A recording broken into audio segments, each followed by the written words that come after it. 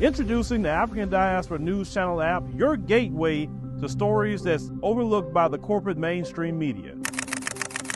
And we serve as the voice to the global Black community. Again, we got Dr. Candace Matthews. A lot of these documents, looking at. We are committed to informing and educating through the power of media. This country is supposed to be about the land of the free for all. It has not been free for Black people, and we are tired. With our platform, we're helping to end injustice by exposing it. Join us in standing for excellence in journalism and serving our community. Download the African Diaspora News app today. Hello everyone, my name is Naledi Mfoloe and it is my absolute pleasure to welcome you to the latest edition of the African Diaspora News channel, where we unravel the stories that shape our world and our communities. Today we dive deep into the currents of information, from the pulse of politics to the heartbeat of entertainment. We've got it all covered, so please stay tuned for a news experience like no other. A video showing a group of students at Pinelands High School in Cape Town auctioning off the Black classmates has gone viral, sparking outrage and raising serious concerns about racism in our educational institutions. Now, the footage, captioned "Slavery at Schools is Crazy," depicts a Black student caged in what appears to be a storage area while their peers, dressed in school uniform, conduct a mock auction. Now, the video captures moments where bids actually escalate, with the auctioneer eventually declaring a Black student sold. Now, this incident echoes a deeply troubling past where an estimated 63,000 people were actually forcibly brought to the Cape as slaves between the 1600s to the 1800s. And the painful history of slavery, marked by violence and a lack of human rights, creates a long shadow over the present-day actions of these students. Incidents like these are not isolated. They are actually a part of a larger pattern of systemic racism that continues to traumatize Black children.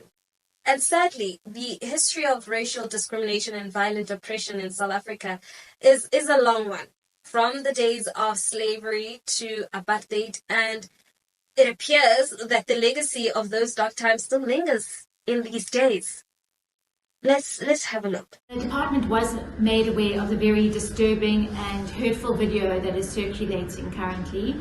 The school has already initiated an investigation and had initiated an investigation based on allegations of racial bullying at the school. Officials at Pinelands High School have asked for space to deal with the matter. They have interviewed the learners and are conducting interviews with the learners involved in the video, as well as providing counselling support. They have addressed the learners and the teaching staff, as well as communicating with their parent body this afternoon. These are very serious allegations and are being treated as such. Now, personally, for me, watching the video of this mock auction was nothing short of heartbreaking. It's upsetting, not only because of the blatant display of racism, but also because it happened among children who actually grew up in a democratic South Africa and supposedly free from the remnants of apartheid.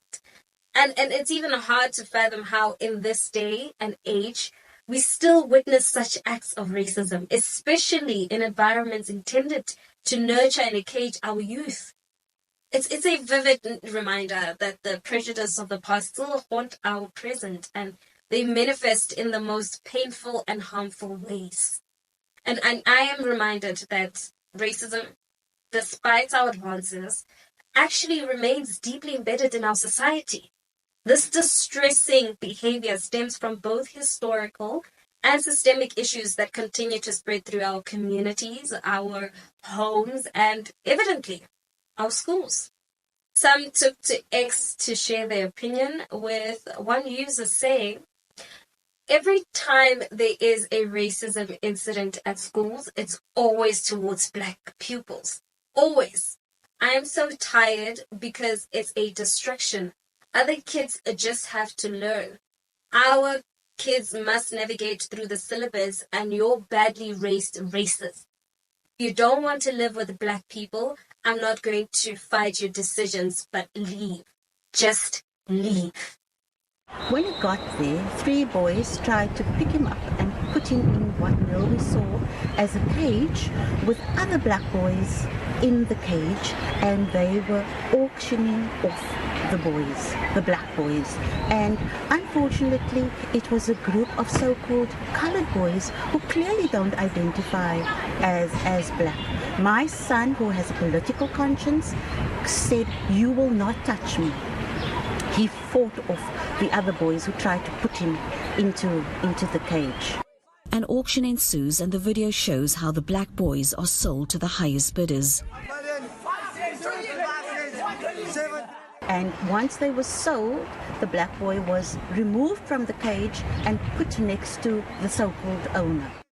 Now, hearing from parents like the mother of the grade 8 boy who narrowly escaped being part of the smoke auction brings to the emotional weight of the situation into sharp focus. Now, she describes her son enduring racial slurs and being told to go and eat chicken feet and being called derogatory names.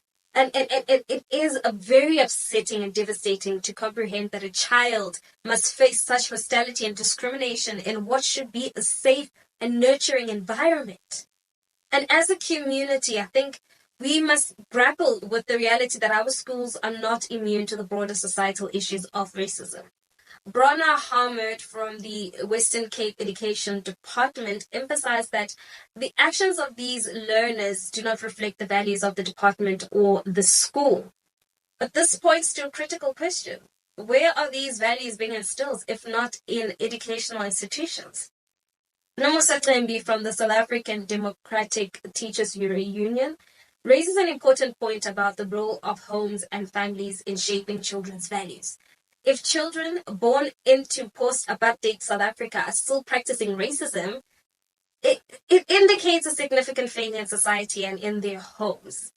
Now, education does play a pivotal role. We cannot work in isolation. Schools can and should provide frameworks for understanding diversity and actually promoting tolerance, but these lessons must also be reinforced at home and within the community. A collective effort is necessary to foster an environment where all children can actually learn free from fear of discrimination. And in conclusion, I think the incident at Highlands High School is a stark reminder of the work that still needs to be done to combat racism in our society. It emphasizes the importance of collective responsibility and actually nurturing a generation that respects and values diversity.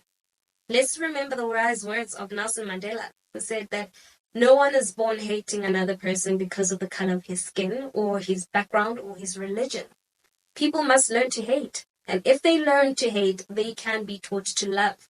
For love comes naturally to the human heart than its opposite. Now, as we sign off, let's commit to being part of the solution. Let's educate, engage, and actually emphasize to build a society where every child feels valued, safe, and respected regardless of their race. Now, with that being said, let's engage in the comment section, shall we? We want to hear from you, and while you're at it, please give this video a thumbs up. That's it from me till we meet again.